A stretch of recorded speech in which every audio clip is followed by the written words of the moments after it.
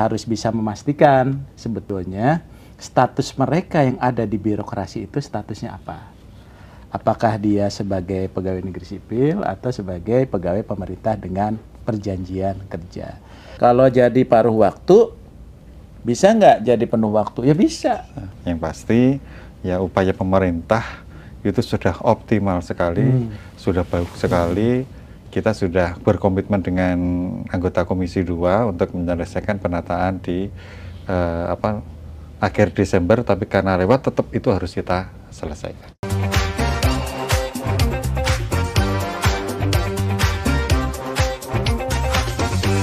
Ini bisa diperjelas Pak, karena memang sangat simpang siur tentang paruh waktu.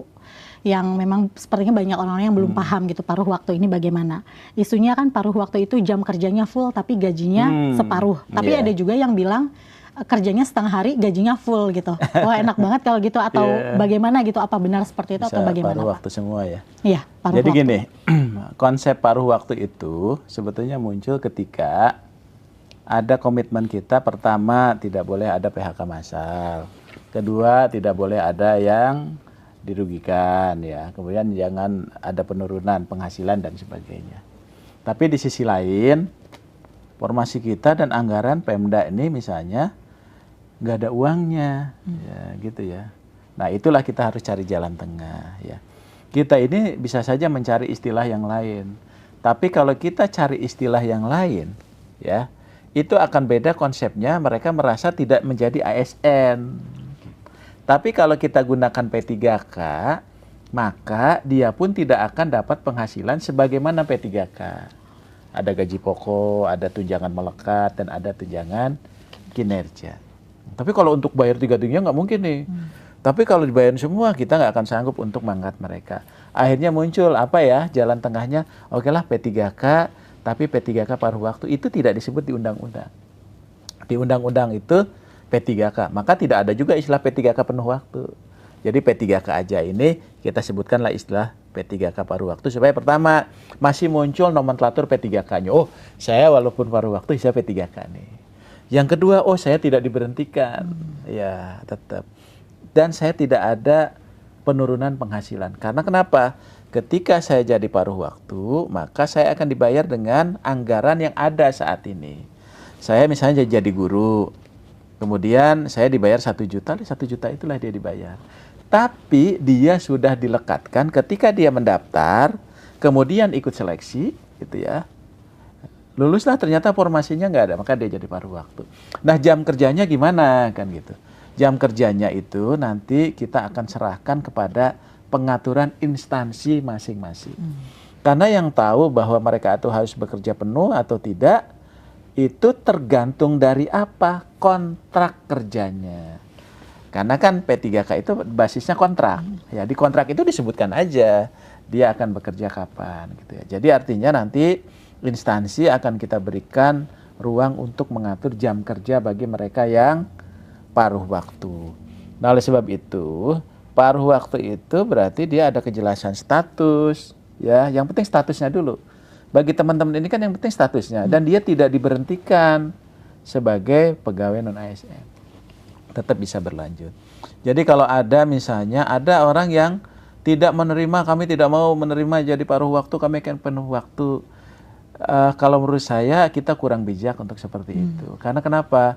Ini pemerintah ini sudah memikirkan ya, Menpan RB atas nama pemerintah termasuk BKN memikirkan itu supaya nggak berhenti, tapi di tengah-tengah keterbatasan anggaran ya dan sebagainya, ini bisa ada kebijakan kita seperti ini. Jadi kalau menurut saya nanti teman-teman yang paruh waktu juga kan suatu saat ketika anggarannya ada untuk bayar, dia beruntung. Apakah paruh waktu ke P3K itu perlu seleksi? Tidak perlu seleksi lagi. Ya. Bahkan NIP-nya sudah melekat, nanti tinggal diusulkan formasinya, maka dia langsung diangkat menjadi P3K.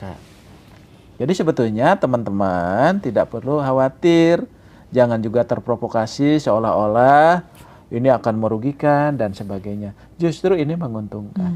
Ketimbang mereka itu diberhentikan. Ya, harusnya kan diberhentikan. Karena kenapa harus diberhentikan? Anggaran nggak ada, ya kan, formasi nggak ada.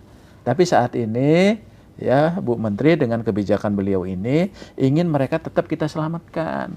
Tapi caranya ini dulu ya. Jadi paruh waktu itu adalah jabatan untuk parkir untuk masa transisi ya. Nah setelah itu seharusnya tidak ada lagi yang paruh waktu. Tapi kalau instansi itu punya ketersediaan anggaran untuk belanja pegawainya mencukupi, ya boleh langsung juga semua boleh. Kan kita juga tidak bisa memaksa kementerian, lembaga, dan Pemda yang nggak punya uang gitu harus bayar. Ya, karena nanti pelayanan publiknya terganggu.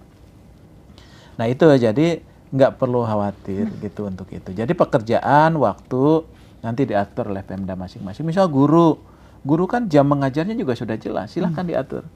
Ya, silahkan diatur. Dan boleh nggak misalnya dia akan dapat fasilitas lain? Ya boleh saja. Ya, mereka juga ikut boleh rapat, mereka dapat apa dan sebagainya kan boleh-boleh aja, gitu. Jadi artinya teman-teman paruh waktu itu adalah memang kebijakan yang memang untuk mengakomodasi, ya.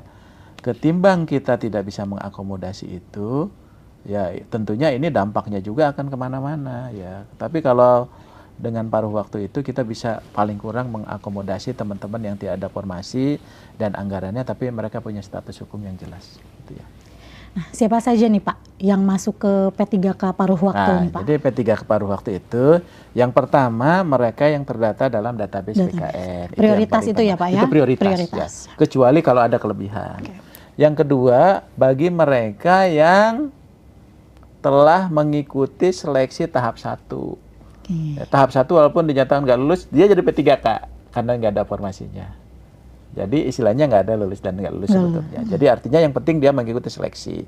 Yang ketiga adalah bagi mereka yang sudah mengikuti seleksi CPNS yang database. Tapi pertanyaannya, kalau saya bukan database, kemudian ikut seleksi CPNS, bisa nggak ikut ke tahap 2? Nggak bisa.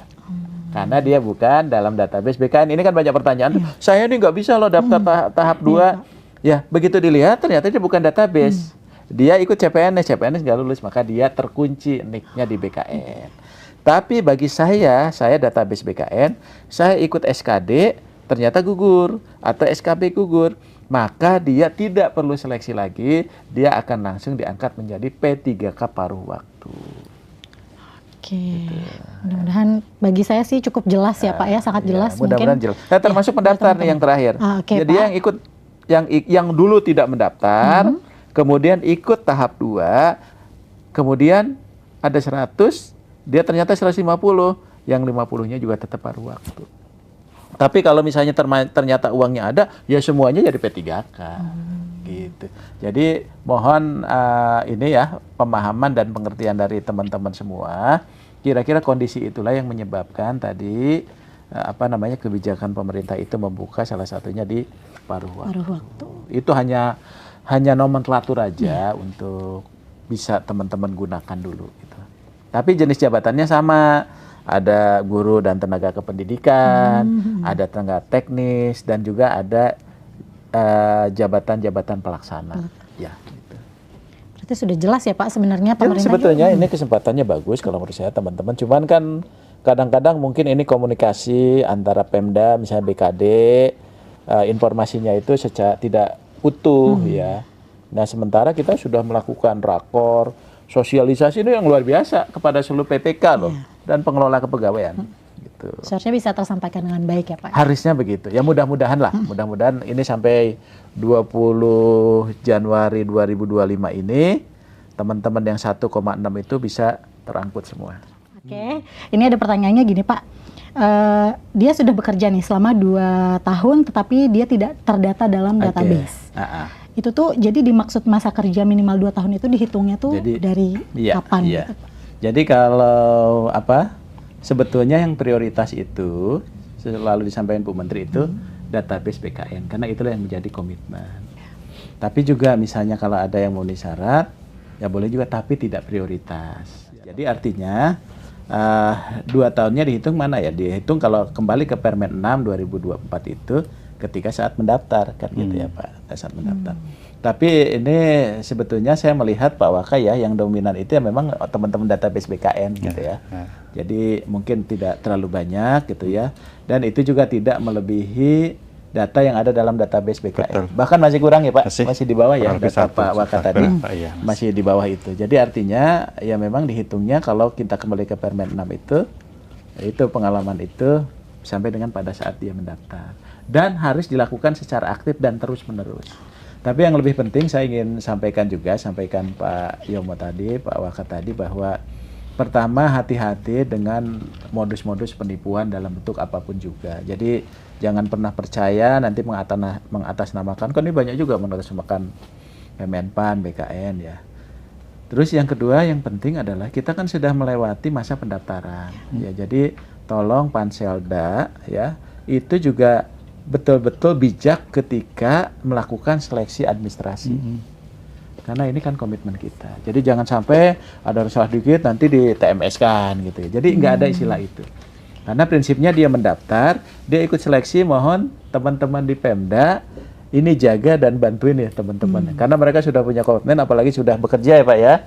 Khususnya bagi mereka yang sudah terdata dalam database BKN. Jadi betul-betul nanti teman-teman ini diberikan ruang, karena inilah kesempatan besar bagi mereka untuk menjadi P3K atau P3K paruh waktu, supaya tetap pelayanan publik kita bisa berjalan, kemudian juga status mereka itu menjadi jelas ya. Tapi tadi kita pun sama-sama, baik teman-teman pegawai ASN, baik pemerintah, menjaga ini sesuai ketentuan peraturan perundangan ya Pak ya.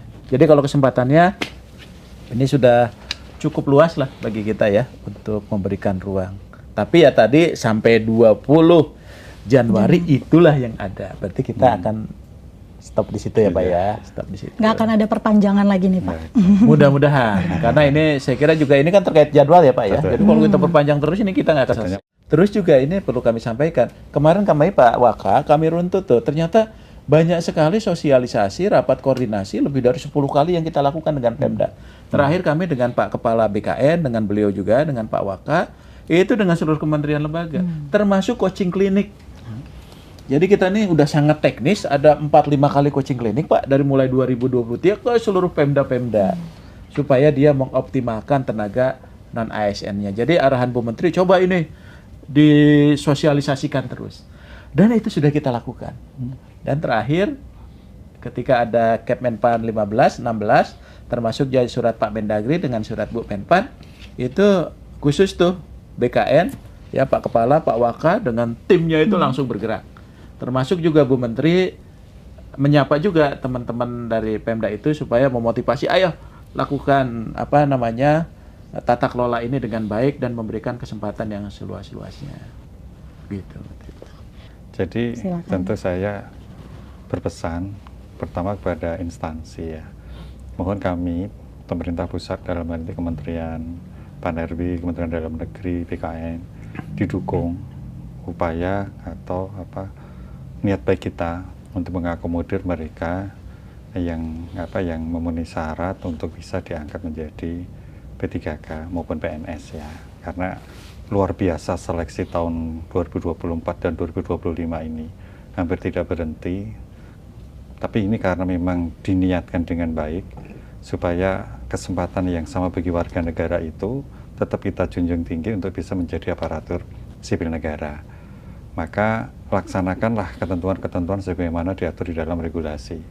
Dan kami mohon juga para tenaga non-ASN ya, tentunya ikuti terus informasi-informasi yang resmi dari Kementerian Pan-RB, kemudian dari BKN. Pokoknya jangan mau diiming-imingi ya, yang itu justru malah merugikan mereka-mereka sendiri. Banyak korban yang karena dia ingin cepat bisa diangkat, segala cara dilakukan, mengeluarkan biaya dan sebagainya, itu menjadi tidak bagus. Kalau ada pertanyaan, ada informasi yang ingin diperoleh, silahkan, kita sudah membuka informasi melalui medsos di Kemenpan maupun di BKN ya. Jadi jangan takut untuk nanya, kami akan berikan informasi dengan sejelas-jelasnya. Itu Mbak Dewi. Iya, terima kasih Pak. Jadi memang kita juga nggak boleh abai ya Pak ya, apalagi maksudnya saat-saat seperti ini memang kita harus terus mengikuti informasi-informasi yang harus resmi ya Pak ya, harus betul, resmi, resmi. jangan mudah percaya juga tadi ya Pak ya. Iya. Apabila ada yang mengiming-imingi, oh ini, pokoknya pantau terus Iya. situs-situs resminya Kemenpan RB dan BKN ya Pak ya. Iya. Pertanyaan terakhir Pak, selain tadi kita memang jangan mudah percaya dengan yang diiming-imingi itu ya Pak, Janji-janji. mungkin ya janji-janji palsu itu Pak, mungkin pesan Bapak ini untuk instansi pemerintah terkait penataan pegawai non-ASN. Mungkin Pak Yomo dulu, silakan Pak. Terima kasih Mbak Dewi. Jadi sekali lagi saya ingatkan kepada teman-teman di instansi pemerintah maupun pusat, terutama BPK ya, kita membangun komitmen bersama dalam satu framework yang sama. Mari kita selesaikan penataan tenaga non-ASN ini secepat-cepatnya, sebaik-baiknya, ya seobjektif-objektifnya, sehingga kesempatan mereka untuk menjadi aparatur sipil negara itu segera terwujud. Ini menjadi tanggung jawab moral kita bersama. Itu Mbak Dewi. Mungkin dari Pak Abed sekarang? Ya, jadi mungkin prinsip dasarnya bahwa yuk kita jalankan mandat undang-undang. Ya, undang-undang itu memandatkan bahwa kita selesaikan. Basis dari penyelesaian itu adalah database BKN. Supaya kita ada landasan pedoman untuk melakukan itu. Dan kita tidak melebihi dari 1,7. Nah, oleh sebab itu, ini kan sudah optimal sampai 20 Januari 2025 ya. Jadi harapannya tadi kerjasamalah dari Pemda ya, dari kementerian, lembaga dan pemerintah daerah untuk sama-sama mengawal kali ini kerja bersama ya. Jadi walaupun tadi ada problemnya teman-teman di daerah, tapi kan kami juga dengan BKN ikut gabung di situ untuk menyelesaikan. Tapi ini untuk yang terakhir ya Pak ya. Jadi setelah ini mungkin jangan ada lagi. Dan yang terakhir, bagi teman-teman pegawai non-ASN, yuk ikuti aja prosedur saat ini. Jadi nggak perlu khawatir, yang penting teman-teman mendaftar, ya, mendaftar, kemudian ikut seleksi. Makanya tadi mudah-mudahan seleksi administrasi juga ya dilancarkan lah semuanya. Yuk kita dukung teman-teman pegawai non-ASN yang sudah mendaftar itu. Kemudian nanti jadilah nanti ASN-ASN yang tadi, yang memiliki integritas, yang berakhlak lah, gitu ya, berakhlak.